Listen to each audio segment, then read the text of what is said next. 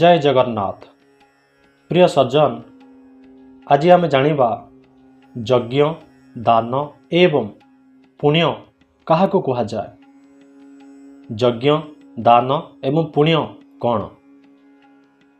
जदिओ पुराण शास्त्र रे यज्ञ विषय रे विभिन्न प्रकार वर्णना करा जायछि, दान विषय रे विभिन्न प्रकार वर्णना करा जायछि एवं पुण्य विषय रे मध्य विभिन्न प्रकार वर्णना करा जायछि।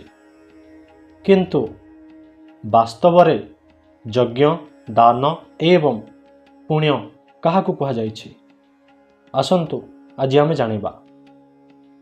भागवत पुराण रे कह जायछि, यज्ञादि दान पुण्य सेहि जेबे जीवरे दया बही। यज्ञादि दान पुण्य सेहि जेबे जीवरे दया बही। अर्थात यज्ञ दान एवं पुण्य ताकू कहाजिव जेतेबेले प्रति जीवरे दया भाव हेब। तेणु प्रति जीवरे अर्थात समस्तंक ठारे दया भाव रहिबा उचित। आहरी मध्य कहा जायछि जे सकल देहे नारायण, अर्थात समस्तंक ठारे नारायण अछंती, समस्तंक ठारे भगवान अछंती।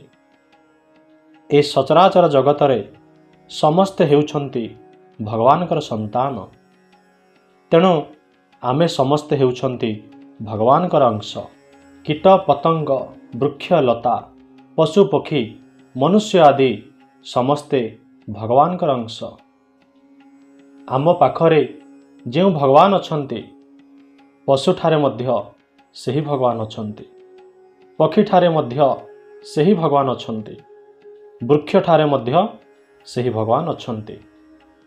तेणु प्रति जीवरे ईश्वर सत्ता को अनुभव करी समस्तंक ठारे दया भाव रखिया उचित, समस्तंक ठारे करुणा भाव रखिया उचित।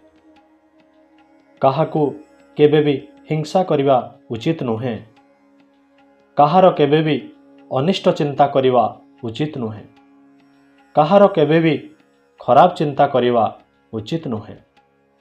कारण भगवान समस्तंक ठारे विद्यमान।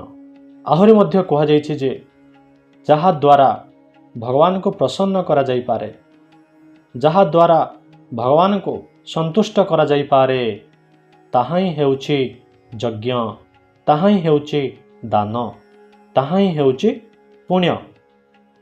तेणु आमे जदि प्रति जीवरे दया भाव रखिबा ताहाले भगवान संतुष्ट हेबे, भगवान प्रसन्न हेबे। जेतेबेले भगवान संतुष्ट होई जिवे ताहा ही हेबो आमर प्रकृत यज्ञ दान एवं पुण्य।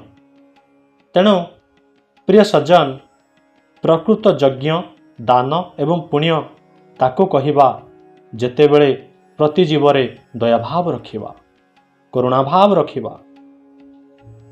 जय जगन्नाथ।